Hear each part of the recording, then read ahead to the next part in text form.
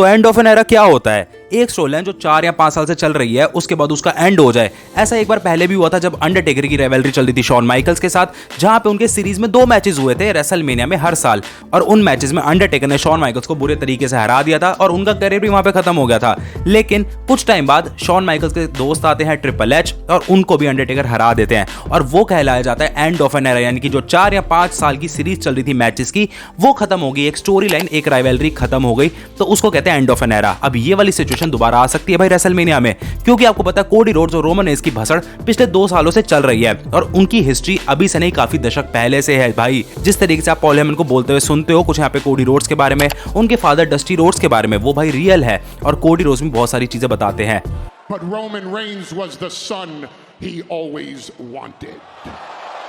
देखो भाई, इस वाली वीडियो में हम बात करेंगे उन दोनों की राइवलरी का, कोडी रोड्स का, उनकी फैमिली का, रोमन रेंस का, उनकी फैमिली का। अब देखो भाई, इस वाली वीडियो में हम सारी बातों के ऊपर बात करेंगे, लेकिन इस वाली वीडियो को मैंने 3 पार्ट्स में डिवाइड किया है, द हिस्ट्री, द डाउनफॉल और द कमबैक, और एंड वाले 2 भाई बहुत इंटरेस्टिंग होने वाले हैं, तो आप वीडियो को एंड तक देखना। चलते हैं हम अपनी वीडियो की तरफ।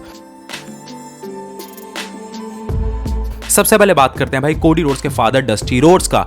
मैं आपको बता दूं वो अपने आप में एक बहुत बड़े लेजेंड थे जिन्होंने बहुत सालों से रेसलिंग करी है। वो 1970s से हमेशा बहुत तगड़े मैचेस देते आए हैं, चाहे वो बात हो जाए मिलियन डॉलर मैन की या फिर रिक फ्लेयर की या फिर हल्क होगन की। उन्होंने हर किसी के साथ एक बहुत तगड़ा मैच दिया है और उस टाइम के वो इतने फेवरेट रेसलर थे। एक बार तो उनके जीतने पे जो पूरी ऑडियंस है वो यहाँ पे बैरिकेड तोड़ के उनके पास रिंग के बिल्कुल बाहर मिलने भी आ गई थी। वो इतने फैन फेवरेट थे। डस्टी रोड्स की पॉपुलैरिटी उस टाइम पे एक अलग ही लेवल पे थी, चाहे आप 1970s की बात करो चाहे आप 1980s की बात करो। लेकिन उनके भाई 3-4 बेटे हैं, एक बेटी भी है, लेकिन जो कोडी रोड्स है उनके सबसे छोटे वाले बेटे हैं। उनके बेटे ज्यादा फेमस हो नहीं पाए, उनके जो जितने भी सन्स और डॉटर थे वो ज्यादा फेमस हो नहीं पाए, लेकिन वो खुद बहुत ज्यादा फेमस थे। अब वैसे तो अपने करियर में उन्होंने बहुत सारी चैंपियनशिप जीती थी, लेकिन 2015 में आके उनकी डेथ हो गई और वो हमारे साथ हमारी इस दुनिया में नहीं है।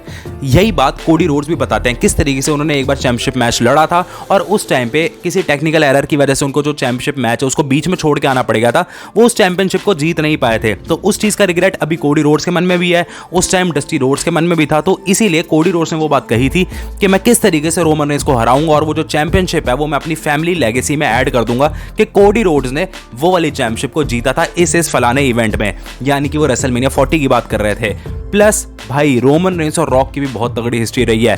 जो रॉक के फादर हैं और जो रोमन रेंस के फादर हैं वो भी उसी टाइम के ही हैं जब कोडी रोड्स के फादर लड़ा करते थे, यानी डस्टी रोड्स लड़ा करते थे।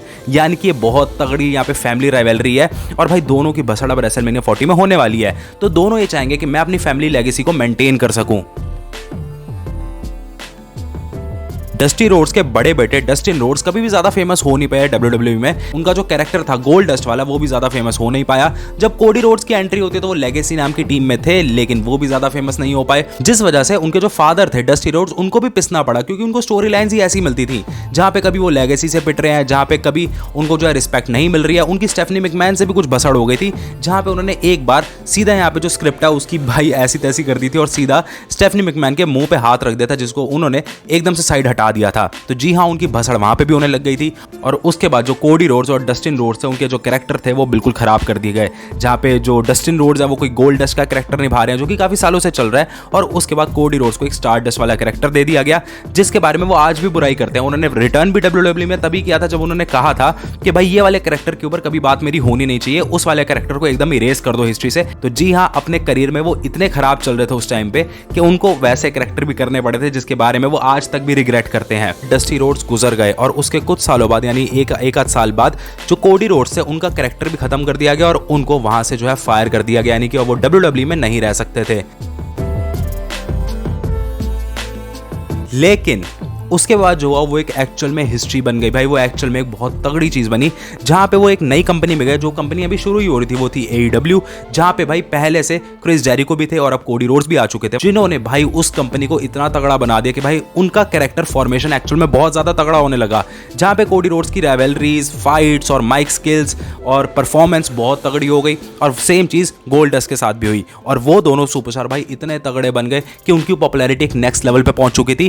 कोडी रोड्स एक्चुअल एक्चुअल में एक बड़े सुपरस्टार, एक बड़ा फेस बन गया था AEW में जाके, और उसके बाद कुछ सालों बाद वो वहां से आ गए और वापस WWE में उन्होंने अपने आप को बिल्ड करा, अपने आप को उस काबिल बनाया जहां पे वो मेन इवेंट सुपरस्टार बन सकते थे। और उसके बाद उन्होंने WWE में एंट्री करी जहां पे उनका रिटर्न हुआ, और उन्होंने अपनी इंटेंशंस पहले से ही क्लियर कर दी कि भाई जो चैंपियनशिप मेरे फादर नहीं जीत पाए थे उसे मुझे जीतना है। और उसके बाद उन्होंने 2023 का रॉयल रंबल जीत के रेसलमेनिया 39 में रोमन रेंस को चैलेंज करा, जहां पे भाई ब्लड लाइन ने बहुत भसड़ मचा दी। वो उस वाले मैच को भाई नहीं जीत पाए जहां उनको समोन स्पाइक पड़ गया, और उसके बाद भाई वो वाला मैच वो हार गए। वो भाई बहुत ज्यादा नाराज थे, लेकिन उसके बाद उन्होंने अपनी इंटेंशंस दोबारा से क्लियर करी कि भाई मुझे वो वाला चैंपियनशिप मैच दोबारा से चाहिए, जहां पे भाई उनको जे ऊसो का साथ मिला कुछ यहाँ पे सितंबर अक्टूबर में जाके, और उन्होंने टैग टीम चैंपियनशिप्स जीती। उसके बाद नवंबर 2023 में उन्होंने अनाउंस कर दिया कि भाई जो रॉयल रंबल 2024 होगा उसमें मैं ऐड हूं, यानी कि मैं भी उसमें आ रहा हूं। और उसके बाद रॉयल रंबल 2024 में बहुत तगड़े तगड़े सुपरस्टार थे भाई, वहां पे CM पंक थे, रैंडी ऑर्टन थे,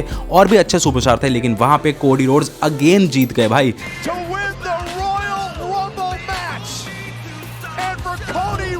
और वहां पे उन्होंने सबको एलिमिनेट करके अपनी इंटेंशन दोबारा यहाँ पे क्लियर कर दी कि भाई रोमन रेंस मुझे तेरे साथ फाइट चाहिए। तो भाई उनकी भसड़ वहां पे चल ही रही थी कि इतने में एंट्री हो जाती है भाई रॉक की।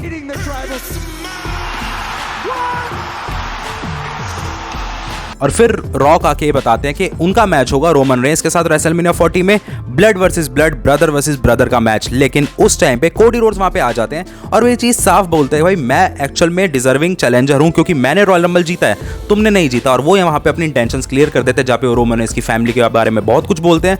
और उसके बाद ये चीज क्लियर हो जाती है, रॉक ये चीज बताते हैं कि भाई एक tag team, biggest tag team match होगा रेसलमेनिया में, जहाँ पे मैं और मेरा भाई होंगे और तुम और सेथ रॉलिंस हो जाना, और हम एक टैग टीम मैच लड़ेंगे। और भाई अगर तुम लोग नाइट 1 पे वाला मैच जीत जाते हो तो ब्लड लाइन तुम्हारे आसपास भी नहीं आएगी नाइट 2 के मैच में, कोडी रोड्स और रोमन रेंस के मैच में। लेकिन अगर ऐसा नहीं होता, हम लोग वाला मैच जीते, तो भाई कुछ भी हो सकता है। पूरे ब्लड लाइंस के रूल्स होंगे, कुछ भी मैं कर सकता हूं, कुछ भी सोलो सिकुआ कर सकता है, कुछ भी जिमी ऊसो कर सकता है, और कुछ भी पॉल हेमन कर सकता है। इस तरीके से उन्होंने बोला, और वो वाला मैच जो है भाई एक्सेप्ट हो गया।